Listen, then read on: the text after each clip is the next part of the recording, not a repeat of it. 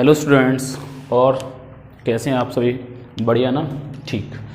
चलिए बेटा, आज हम सॉल्यूशन चैप्टर की नेक्स्ट वीडियो में बात करते हैं, जिसमें हम पढ़ेंगे कॉलिगेटिव प्रॉपर्टी। प्रीवियस वीडियो में अपन लोगों ने जो पढ़ा था वो क्या पढ़ा था? एजियोट्रॉप्स। तो एजियोट्रॉप्स आपके क्या होते थे?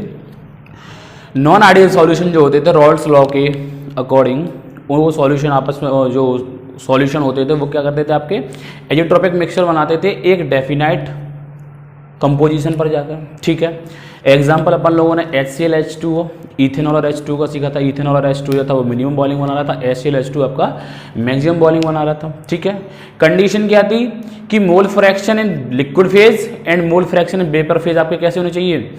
सेम होना चाहिए। ठीक है ना? तो वो सॉल्यूशन जो होते हैं वो क्या बनाते थे? आपके एजियोट्रॉप्स। मतलब अगर हम उन्हें डिस्टिल्ड करने की कोशिश करते थे, मीन्स उनको आप हीट कीजिएगा, उसकी वेपर्स बनेगी सॉल्यूशन की। उसके बाद उन वेपर्स को अगर आप ठंडा करेंगे, मीन्स कंडेंसर से पास करवाएंगे, आप ठंडा करके लेके आएंगे उनको, तो उसमें भी आप क्या देखेंगे? जो वेपर फेज में थी मोल फ्रैक्शन सेम किस में मिलेंगे आपको? उस लिक्विड में। तो वो सब क्या था आपका? Azeotropic mixture. सीधे सीधे डेफिनेशन आती है वहाँ से, ज़्यादा कुछ नहीं आता। क्वेश्चन यहाँ से मोस्टली हर साल ही बनता है, तो ये इंपॉर्टेंट है। आपकी 4 कॉलिगेटिव प्रॉपर्टी हैं। तो सबसे पहले बात करते हैं कि कॉलिगेटिव प्रॉपर्टी होती क्या है। ठीक है ना? तो जरा समझने की कोशिश कीजिएगा। जैसे मेरे पास कोई सॉल्यूशन है, ठीक है, क्या है? सॉल्यूशन है। ओके, सॉल्यूशन किससे मिलके बनता है बेटा? Solute plus solvent. सब जानते हो, फर्स्ट वीडियो में ही बात कर ली थी अपन लोगों ने इसकी। सॉल्यूशन 2 चीजों से मिलके बनता है, सॉल्यूट, सॉल्वेंट। इनका कुछ नेचर भी होता होगा। ठीक है, अब समझिएगा, नेचर होता होगा, इनका कुछ अमाउंट भी होता होगा। ठीक है ना? कि कौन कितना प्रेजेंट है, किसका मोल फ्रैक्शन कितना, या किसकी मोलरिटी या मोलरिटी किसमें कितनी है सॉल्यूशन में। सॉल्यूट की निकालते थे, कंसंट्रेशन टर्म्स आप सभी ने पढ़े थे। तो बे प्रॉपर्टी, किसी भी सॉल्यूशन की बे प्रॉपर्टी जो उसके सॉल्यूट के नेचर पर ना डिपेंड करके किस पर डिपेंड करें? अमाउंट पर और नंबर ऑफ पार्टिकल या नंबर ऑफ मोल्स पर। ठीक है, बात क्लियर हो गई होगी? नजर आ रहा है क्या? ठीक, देखिए, तो मैं फिर बता रहा हूं, बे सभी प्रॉपर्टी जो किसी भी सॉल्यूशन में प्रेजेंट सॉल्यूट पार्टिकल के नेचर पर डिपेंड नहीं करती, उसके अमाउंट पर या नंबर ऑफ पार्टिकल्स या number of moles per depend करती हैं, उन्हें हम क्या कहते हैं? Colligative property. ठीक है, means the properties of solution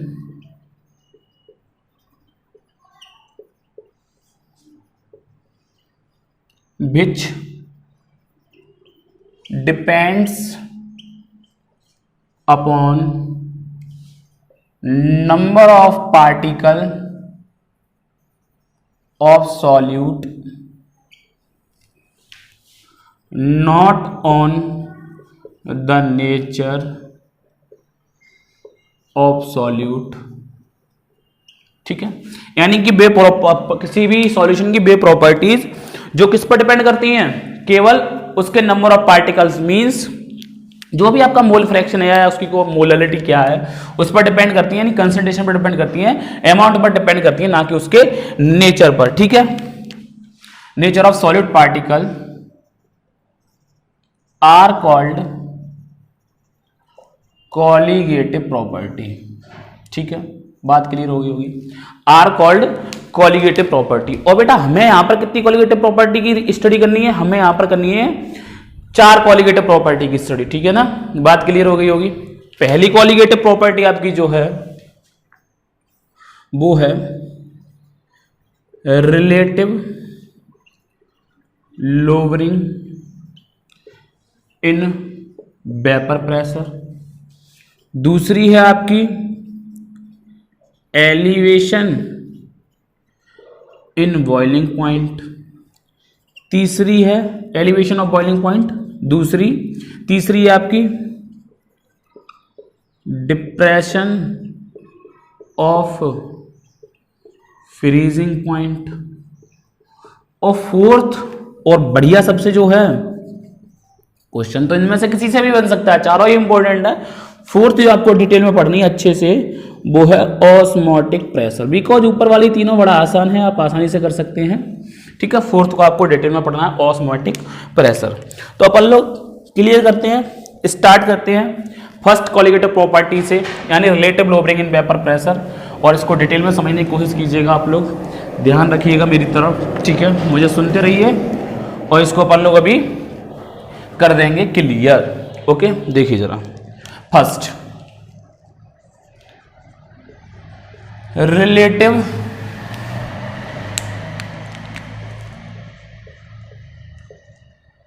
लोबरिंग in vapour pressure, समझने की कोशिश कीजिएगा बेटा। जैसे मैंने सॉल्यूशन बनाना तो मेरे पास पहले कभी एक प्योर सॉल्वेंट रहा होगा, ये सब जानते हो, पीछे क्लियर कर चुके अपन लोग।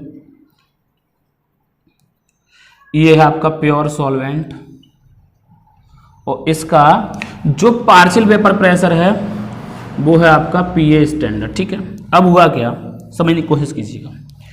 प्योर सॉल्वेंट का जो आपका वेपर प्रेशर है वो कितना, पीए स्टैंडर्ड, हम मान के चलते हैं सॉल्वेंट को ए, ठीक है, बात क्लियर होगी क्योंकि फॉर्मूला बनाना हमें ए और बी में ही। हमने मान लिया A is the pure solvent and its vapour pressure is PA standard, ठीक है ना, आपका स्टैंडर्ड स्टेट में, बात क्लियर होगी। फिर बेटा मैंने क्या किया, मैंने इस सॉल्वेंट में कुछ अमाउंट ऑफ सॉल्यूट मिलाया, और सॉल्यूट हमने कैसा मिलाया है, नॉन वोलाटाइल। कैसा मिलाया है, नॉन वोलाटाइल सॉल्यूट, मींस जिसकी वेपर नहीं बनेगी, ठीक। अब आप सभी जानते हैं जब मैं इस सॉल्वेंट में प्योर में सॉल्यूट डालूंगा तो सॉल्यूशन बनेगा, ठीक है। अब मैंने मान लिया कि जब ये सॉल्यूशन बना, ठीक है ना, तो इसका वेपर प्रेशर कुछ ना कुछ तो कम हुआ होगा। मींस अगर हम मान के चलें कि mole fraction of a plus mole fraction of b 1 है, तो आपको पता है कि जो मोल फ्रैक्शन ऑफ ए है वो हमेशा लेस देन होंगे कितने से, 1 से। मींस क्यों, चाहिए इक्वल्स टू 1 माइनस चाहिए, बात क्लियर हो गई होगी, ठीक है। तो वेपर प्रेशर आपका घट गया होगा। वेपर प्रेशर कैसे घटा होगा उसको समझने की कोशिश कीजिए। तो मैं यहाँ पे लिखे दे रहा हूं, आपको जैसे लिखना है तो हम लिखेंगे when b add non volatile solute in the solvent, then the vapor pressure of solution becomes decrease, ठीक है। लैंग्वेज आप लोग सेट कर लेंगे अच्छे से, becomes decrease। क्या होगा, आपका वेपर प्रेशर घट जाएगा। कैसे, मान लीजिए लेट चाहिए एंड चाहिए are the mole fraction of solvent a and solute b. हमने मान लिया कि आपका चाहिए और चाहिए भी क्या है, आपके सॉल्वेंट और सॉल्यूट के क्या है, मोल फ्रैक्शन, ठीक है। तब then partial pressure of solvent a and solute b are p and p b, इतना सब जानते हो, ठीक है। अब क्या करना है आपने, अब इस सॉल्यूशन में क्या लगा दूं मैं, रॉल्स लॉ। तो समझने की कोशिश कीजिएगा, पी एस इज द, लेट कर लीजिएगा, p s is the vapour pressure of solution, ठीक है। अब बेटा एक बात यहां पर आपको बहुत अच्छे से समझनी है, ठीक, कि जो पीएस होगा वो कितना होगा। रॉल्स लॉ के अकॉर्डिंग हम पढ़ते थे पीए स्टैंडर्ड इनटू चाहिए प्लस का पीवी स्टैंडर्ड इनटू चाहिए, ठीक है। वहां क्या होता था, दोनों वोलेटाइल होते थे, दोनों के जरा कुछ ना कुछ प्रेशर क्रिएट होता है। नाउ अब आपने क्या किया है, समझने की कोशिश कीजिएगा। इसमें सॉल्यूट डाला तो मैंने मान लिया सॉल्यूट के मोल फ्रैक्शन कितने रहे होंगे, चाहिए, और सॉल्वेंट के कितने चाहिए। अब नॉन वोलेटाइल की वेपर्स नहीं बनती बेटा, वेपर्स नहीं बनती, ठीक है। तो अब भी जो वेपर प्रेशर होगा, जो घटा हुआ भी होगा, वो किसके द्वारा होगा, आपका पीए के द्वारा ही तो होगा। जो प्रेशर सॉल्यूशन का होगा वो किसके इक्वल हो जाएगा, पीए के इक्वल हो जाएगा, यानी PS equals to PA, equals to PA कितना होगा, अप्लाई रॉल्स लॉ में यहीं लिख दे रहा हूं, अप्लाई राउल्स लॉ, ठीक है। कितना होगा आपका पी ए स्टैंडर्ड चाहिए। हम पढ़ चुके थे पीछे, रॉल्स लॉ क्या कहता था, किसी भी वोलेटाइल कंपोनेंट के लिए जो उसका प्रेशर होता है वेपर फेज में वो डायरेक्टली प्रोपोर्शनल किसके होता है, उस कंपोनेंट के मोल फ्रैक्शन के। और प्रोपोर्शनल हटाते हैं तो क्या आता था, ये कांस्टेंट, वो कांस्टेंट क्या होता था, उसी का partial vapour pressure in pure state, that is P A not बोल दो या पी ए स्टैंडर्ड बोल दो। ठीक है, देखिए अब अकॉर्डिंग टू सॉल्यूशन जो हमने लिया है ये रहा होगा कुछ, तो यहां से चाहिए की वैल्यू कितनी होगी 1 माइनस चाहिए। बताओ यहां तक क्लियर हुआ नहीं हुआ? ठीक है, यहां तक देखिएगा इसको। अब क्या करना है आपने, इसकी वैल्यू को उठाकर इक्वेशन फर्स्ट में रख दो, पुट चाहिए इन इक्वेशन फर्स्ट। ठीक है, अब क्या होगा बेटा समझने की कोशिश कीजिएगा। जब हमने इसमें रखा तो हमारे पास जो पी एस हो गया, या हम बोलते हैं पी एस ही जो था वो पी ए के इक्वल हो गया, तो पी ए इक्वल टू, अगर मैं यहाँ शॉर्ट में चल रहा हूँ, ठीक है, पी एस पी ए के इक्वल है तो पी एस को नहीं लेके चल रहा मैं, वो हो गया पी ए स्टैंडर्ड 1 माइनस चाई बी। ठीक है, 1 माइनस चाई बी। ठीक है, अब इसको खोलने की कोशिश करते, देखिए p a equals to p A standard minus का पी ए स्टैंडर्ड चाई बी। क्लियर हो गया ना, समझ में आया यहां तक? अब देखिए बेटा मैथ्स की प्रॉब्लम समझिएगा, इसको मैं उठा के इधर ला रहा हूं, इसको मैं उधर ले जा रहा हूं, तो इसको कैसे लिखूंगा, पी ए स्टैंडर्ड माइनस का P a equals to p A standard चाहिए। यहां तक क्लियर हो गया होगा? ठीक, अब मैं यहां पे लिख रहा हूं एक लाइन, समझने की कोशिश किया, पी ए स्टैंडर्ड माइनस का पी ए इक्वल्स टू, ये सब आप जानते हैं क्या होगा, ये होगा आपका लोअरिंग इन वेपर प्रेशर। ठीक है, क्या होगा, लोअरिंग इन वेपर प्रेशर, क्योंकि प्योर स्टेट में से आपका कुछ ना कुछ घट रहा है, लोअरिंग इन वेपर प्रेशर। ठीक है, पी ए घट रहा है आपका सॉल्यूशन का।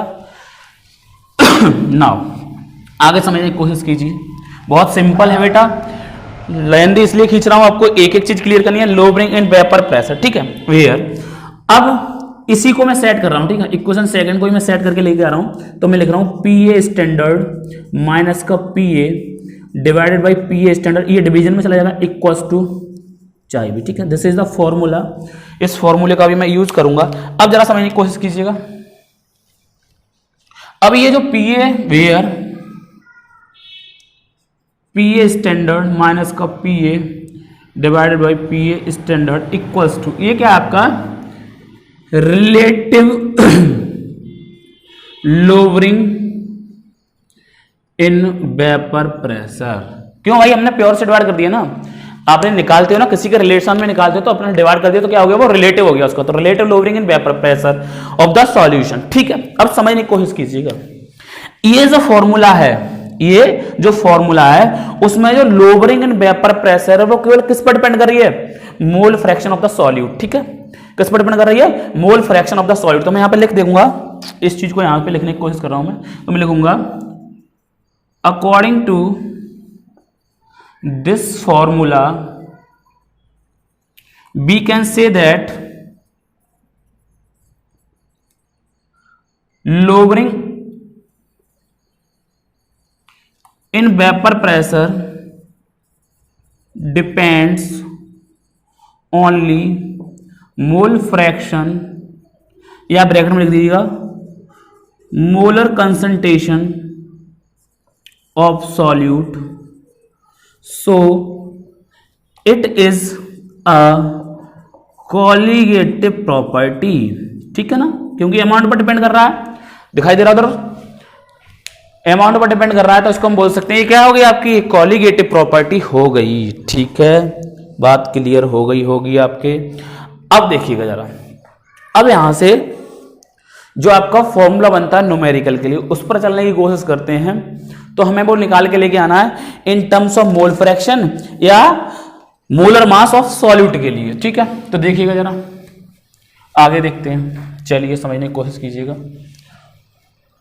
फिर से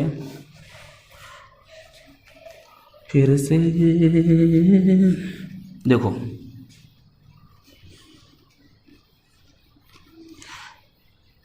इसी इक्वेशन का मैं दोबारा यूज कर रहा हूं। ठीक है, समझने की कोशिश कीजिएगा, मैं लिख रहा हूं ये इक्वेशन फिर से लिख ले रहा हूं ऊपर, पी ए स्टैंडर्ड माइनस का P A divided by P A standard equals to चाय बी, ठीक है ना।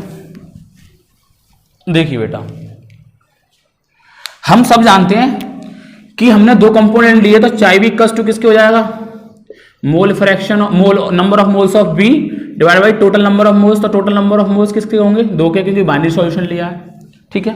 पुट कर दीजिएगा यहाँ पर पी ए स्टैंडर्ड माइनस का P A divided by P A standard equals to n b n a plus का एन बी, ठीक है। ये फॉर्मूला बन गया। इस फॉर्मूले में मुझे एक और करेक्शन करना। सोचिए, मैंने आपको रॉल्स लॉ पढ़ाया था, मैंने आपसे क्या कहा था, मैंने आपसे ये कहा था कि रॉल्स लॉ जो होता है वो किसको फॉलो करते हैं, नॉन आइडियल सॉल्यूशन को। और जो सॉल्यूशन रॉल्स लॉ को फॉलो नहीं करते, वो सॉरी आइडियल सॉल्यूशन को फॉलो करते हैं रॉल्स लॉ, या हम ऐसे भी कह सकते हैं जो सॉल्यूशन रॉल्स लॉ को फॉलो नहीं करते वो नॉन आइडियल होते हैं, ठीक। तो मैंने आपसे क्या कहा था बेटा कि रॉल्स लॉ हमें यहाँ पर अप्लाई करना है तो आइडियल सॉल्यूशन मानना पड़ेगा। और आइडियल सॉल्यूशन में वहां पर कंडीशन बताई थी, जिस सॉल्यूशन का डाइल्यूशन ज्यादा होता है, मींस मिनिमम मतलब मैक्सिमम डाइल्यूशन या लेस कंसंट्रेशन वाले जो आपके सॉल्यूशंस होते हैं वो ही आइडियल सॉल्यूशंस होते हैं, रॉल्स लॉ को फॉलो करते हैं, ठीक है। अब अगर मैं यहां पर मान लूं कि मेरे पास डाइल्यूट सॉल्यूशन है तो मैं लिख सकता हूं if the solution is dilute then it behaves as ideal solution and follows Raoult's law, ठीक है। बात क्लियर हो गई होगी। बहुत डिटेल में बता रहा हूं भाई, बहुत डिटेल में बता रहा हूं। ये मान लीजिए एग्जाम में आया तो बिल्कुल सिंपल लैंग्वेज में पेल दीजिए, ठीक है। पेल देना आपको वहां पर जाकर सीधे सीधे ideal solution and follows Raoult's law, okay. बात क्लियर हो गई होगी यहाँ तक। तब क्या होगा बेटा, जब हमने सॉल्यूट डाइल्यूट मान लिया तो number of moles of v बहुत कम होंगे, कैसे, number of moles of a से, हैंस एन बी प्लस का एन ए लगभग इक्वल्स टू हो जाएगा काय के, एन ए के। मीन्स हम इसको नेगलेक्ट कर दिया, बी को पुट कर दीजिएगा पी ए स्टैंडर्ड माइनस का P A divided by P A standard equals to n b divided by n a, ठीक है। अब बात करते हैं अपन नेक्स्ट फॉर्मूला बनाने की, जिससे आपको न्यूमेरिकल करने हैं। तो मैं यहां लिखे दे रहा हूं calculation for molar mass of solute, ठीक है। अब देखिए, मैं गिवन जो चीजें हैं वो नहीं मानना, मैं वहां पे सीधे सीधे बता दूंगा कौन सी चीज क्या है, ठीक है। देखिएगा पी ए स्टैंडर्ड माइनस का P A divided by P A standard, ठीक है। मैंने मान लिया डब्ल्यू ए जो है, डब्ल्यू बी जो है वो गिवन मास है किसका, सॉल्यूट का, और एम बी क्या आपका, मोलर मास का सॉल्यूट का। डब्ल्यू ए जो है आपका वो गिवन मास है काय का, सॉल्वेंट का, और एम ए जो है वो मोलर मास है काय का, आपका सॉल्वेंट का, ठीक है। नाउ समझने की कोशिश कीजिएगा आप, इसको मैं कनेक्ट कर रहा हूं फिर से। तो पी ए स्टैंडर्ड माइनस का P A divided by P a standard. Now इसको मैं कैसे लिखूंगा, देखिएगा बेटा, समझने की कोशिश कीजिएगा। इसको मैं लिखूंगा 1/2 और इसको मैं लिखूंगा 3/4। तो आप जानते हैं 1 का इंटू 4 में करते हैं, 2 का इंटू 3 में करते हैं। तो यहां से बन जाएगा आपका डब्ल्यू बी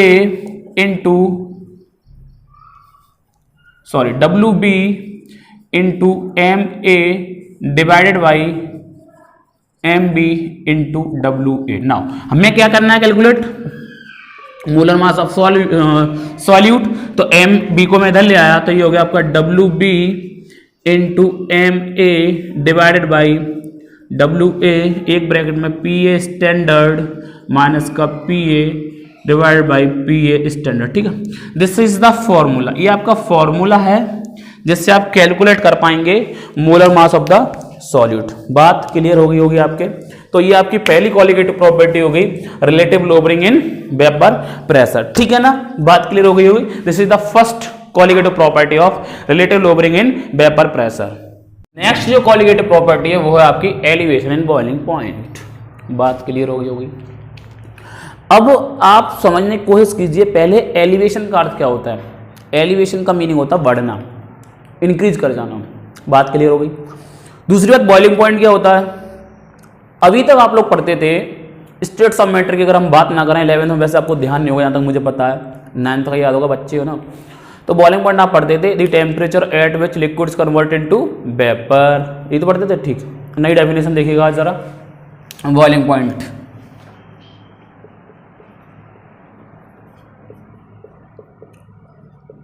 ठीक है, समझने की कोशिश कीजिएगा। The temperature of liquid at which the vapour pressure of liquid becomes equal to the atmospheric pressure। ठीक है, सुनते रहिएगा, अगर कोई स्पेलिंग गड़बड़ हो तो टेंशन नहीं लेने का, सही कर लेना। ठीक है, तो क्या होता है आपका vapour pressure, the temperature of liquid at which the vapour pressure of liquid becomes equal to atmospheric pressure. ठीक है, अब जो हमें पढ़ना है वो पढ़ना है एलिवेशन ऑफ बॉइलिंग पॉइंट। तो जरा आइए समझने की कोशिश कीजिए भाई, देखिए बात क्लियर हो गई होगी। ठीक है, दिस इज वाई एक्सिस, आप पढ़ते थे इधर vapour pressure, and this is x axis, इधर अपन लोग पढ़ेंगे आज टेम्परेचर। ठीक है, और मैंने मान लिया ये जो लाइन है ऊपर, ये है आपकी 1 atm वाली लाइन। कितनी है भाई? 1 atm, that is atmospheric pressure. ठीक, अब मान लीजिए आपके पास कोई प्योर सॉल्वेंट है, ये क्या है? This is a pure solvent. ये सॉल्वेंट के कुछ मॉलिक्यूल्स मैंने दिखा दिए। ठीक है, अब मान लीजिए ये रूम टेम्परेचर पर है आपका एट रूम टेम्परेचर। ठीक है, इसका वेपर प्रेशर मैंने मान लिया यहाँ कहीं, यहाँ मान ले रहा हूँ। ठीक है, टेंशन मान लीजिए, मैंने मान लिया एट रूम टेम्परेचर पर इसका वेपर प्रेशर कितना है, इस पॉइंट पर है। इसको अपन नाम दे दे रहे हैं ए। समस्या दूर हो गई होगी, ये नाम दे दिया। अब हमने इसमें आग लगा दी पानी में नीचे से, मीन्स बॉयल करना स्टार्ट कर दिया। जैसे ही ये बॉइलिंग पॉइंट अपना रीच करेगा, इसका वेपर प्रेशर बढ़ता जाएगा धीमे धीमे धीमे धीमे धीमे धीमे धीमे। ये कितना पहुंच जाएगा आपका? 1 atm तक पहुंच जाएगा भाई। कहां तक पहुंच जाएगा? 1 atm तक। अब हमारा मन ये करा कि हम इसमें क्या डाल दें? सॉल्यूट। कैसा? Non volatile. ले आए भाई, सॉल्यूट ले आए और आपने सॉल्यूट इसमें पटकना शुरू कर दिया। इसमें सॉल्यूट को डालना स्टार्ट कर दिया। कैसा सॉल्यूट? Non volatile. अब तुम्हें पता है जैसे ही नॉन वोलेटाइल सॉल्यूट डालोगे, वेपर प्रेशर क्या होगा? डिक्रीज। ठीक है, अब हमने मान लिया रूम टेम्परेचर पे इसका जो वेपर प्रेशर था वो कहीं यहां कहीं होगा। ठीक है साहब, ग्राफ को समझने की कोशिश कीजिए। इसको नाम दे रहे अपन ए बी, यहां कहीं रहा होगा। फिर से आप इसको करिए भाई, फिर से आप इसको गर्म करिए। तो जब आपने स्टार्ट करना शुरू किया इसको बॉयल, तो इसका जो वेपर प्रेशर था वो मान लीजिएगा यहां कहीं आ गया। तो इसको हम नाम दे रहे हैं सी डी। ठीक है, अब देखिए प्योर ग्राफ क्या है आपका? A b. तो हम बोल दे रहे हैं यहां पर ए बी फॉर सॉल्वेंट और सी डी फॉर सॉल्यूशन। ठीक है, अब देखिए बेटा, इस पॉइंट पर ही तो आपका वेपर प्रेशर किसके इक्वल हुआ है? एटमॉस्फेरिक प्रेशर के इक्वल। तो हमने मान लिया इस पॉइंट पर टेम्परेचर टीबी। कितना मान लिया? टीबी। ठीक है, t is the temperature, b is the boiling point. ठीक है, अब ये सॉल्यूशन का है, तो ये प्योर का है, तो आपका कितना हो गया? टीबी नॉट मान लो, या टीबी स्टैंडर्ड प्योर स्टेट में है। ठीक है, नाउ है मसाले वाली प्याज है। अब देखिए क्या हुआ, ये सॉल्यूशन का है और हमने मान लिया कि सॉल्यूशन का टेम्परेचर टीबी है। ठीक है, तो कितना इंक्रीजमेंट हुआ या कितना डिफरेंस क्रिएट हुआ, तो हमने यहां पे लिख दिया इसको डेल्टा टीबी। ठीक है, तो क्या हुआ, प्योर से कुछ टेम्परेचर बढ़ गया, मींस एलिवेशन हो गया ना टेम्परेचर में। कितना हो गया? इतना हो गया साहब, delta TB equals to TB minus का टीबी नॉट या टीबी स्टैंडर्ड, जो सुविधा लगे जिसमें वो बोलिए। ठीक है, परेशान नहीं होना। ये हो गई हमारी कहानी, कहाँ तक, डायग्राम तक। ठीक है साहब, अब इसको हम हटा दें। चलिए साहब अब देखिए जरा, अब नॉन वोलेटाइल सॉल्यूट तो आप जानते ही होंगे, शुगर है आपका, ग्लूकोज है, यूरिया है, ढेर सारे हैं। तो ये आपका ग्राफ हो गया। अब हम बात करते हैं आपसे कि जो एलिवेशन इन बॉइलिंग पॉइंट है वो कैसे डिटरमाइन करेंगे। तो बेटा हमारे जो साइंटिस्ट थे, या हम हैं या आप हैं, हम देखते हैं एक्सपेरिमेंटली फाउंड दैट, ठीक है, delta TV proportional to small m, means molality of the solution. ठीक है, मीन्स लिखे दे रहा हूं मैं यहां पर, स्मॉल एम जो है वो आपका मोलैलिटी ऑफ द सॉल्यूशन। ठीक है, मीन्स क्या है, number of moles of solute present in 1 kg of किसमें, सॉल्वेंट। ठीक है, बात क्लियर होगी। सब बड़े बड़े होशियार हो भाई, सब जानते हो कि जब प्रोपोर्शनल हटाते हैं तब एक कांस्टेंट आता है, तो उस कांस्टेंट को हमने बोल दिया KBM। अब केवी का नाम जान लो, तो केवी के आपके ढेर सारे नाम हैं। ठीक है, केवी के आपके बहुत सारे नाम है बेटा। ठीक है, तो केवी का जो आपका पहला नाम है वो है boiling point elevation constant.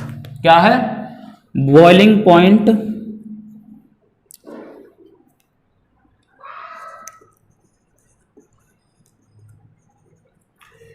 Elevation constant, बढ़िया नाम है। ठीक है, और करके अगर हम इसे बोल दें तो हम बोल सकते हैं molar elevation constant, molar elevation constant. और इसे हम एक फॉर्मूले से रिलेट करेंगे, देखना भाग कविता बताएंगे आपको बढ़िया सी एकदम। या एक और था इसका नाम, वो हमें ध्यान आ गया, इबुलियोस्कोपिक कांस्टेंट, नाम दे लेना भैया, स्पेलिंग देख लेना अपनी। ठीक है, इबुलियोस्कोपिक कांस्टेंट। ठीक है बच्चों, स्पेलिंग वगैरह आप देखेंगे, हम नहीं देखेंगे, स्टार लगा दिया हमने, ढूंढ लेना। तो ये कुछ व्यवस्थाएं हैं आपकी, ये कुछ कांस्टेंट हैं। अब फिर से वहीं चलते हैं, कहाँ भाई, हमें क्या निकालना है, मोलर मास। तो देखिए डेल्टा टीवी को डेल्टा टीवी रहने दो, केवी। ठीक है भाई, मोलरिटी को हम यहां निकाल दे रहे हैं। तो स्मॉल एम क्या होता था, गिवन मास अपॉन इसका मोलर मास इनटू क्या होता था बताओ, इनटू WA आप लोग समझ गए होंगे भाई कि नहीं समझे। This is the given mass of the solute, this is the molar mass of the solute, और this is the mass of solvent. ठीक है, मास ऑफ सॉल्वेंट। अब अगर ये सब व्यवस्थाएं आपकी ग्राम में हैं तो 1000 से मल्टीप्लाई कर दो, किससे मल्टीप्लाई कर दो, 1000 से। किलोग्राम में है ये, कोई टेंशन नहीं है। किसकी बात कर रहा हूं मैं, WA की बात कर रहा हूं, लिख दूं यहाँ पे। W अगर आपका ग्राम में है तो 1000 से गुणा मार दो, और किलोग्राम में तो कोई टेंशन नहीं। ठीक है, परेशान नहीं होना, तो जैसे तैसे रहने देना। तो पुट कर दो भाई उठा के, into WB into 1000 divided by MB into WA। ठीक है, निकाल लो MB equals to KB into 1000 into WB divided by WA into delta TV. तो this is the formula for molar mass of the solute. ठीक है, अब एक बात और समझ लो, molar mass of the solute आ गया। अब हम वो फॉर्मूला आपको बता दे रहे हैं। तो केवी को कैसे कैलकुलेट कर सकते हैं, एक तरीका है हमारे पास, अभी बताएं या सबको इकट्ठा बताएं, चलो अभी बता दे रहे हैं।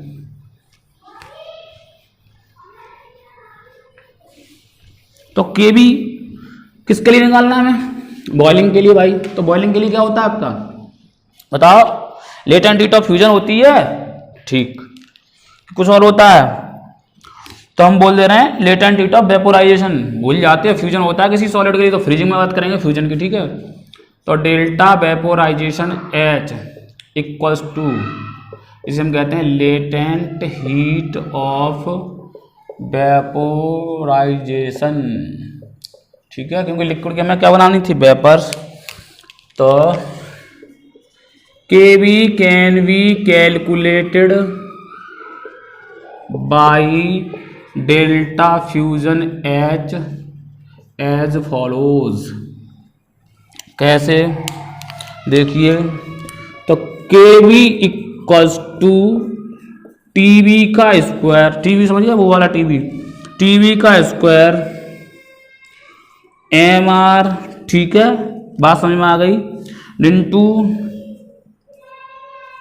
1000 इंटू डेल्टा। अब कह रहे हो सर फॉर्मूला तो हाल लिख देते हो, लर्न कह देते हो, लर्न करवाएंगे, लर्न कैसे करवाओगे तो समझ आ इसको। तो Kv इक्वल्स टू T2 मर M मर अपॉन 1000 डेल्टा, T2 मर डिवाइडेड बाई 1000 डेल्टा, डेल्टा समझेगा लेटेंट हीट ऑफ वेपोराइजेशन। तो M क्या है,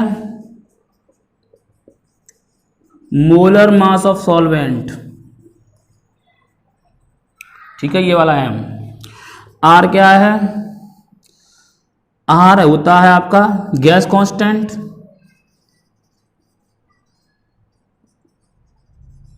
ठीक है, डेल्टा वेपोराइजेशन हो ही गया, R हो गया आपका, T रह गया है, T है आपका बॉइलिंग पॉइंट, ठीक है, बाकी सब क्लियर होगा। 1000 तो जानते ही हो संख्या भाई, तो इसको हम ऐसे कैलकुलेट कर सकते हैं Kv को। पढ़ते रहिए, मस्त रहिए। दो आपके क्वालिटेटिव प्रॉपर्टी क्लियर हो गई, relative lowering in vapour pressure and elevation in boiling point.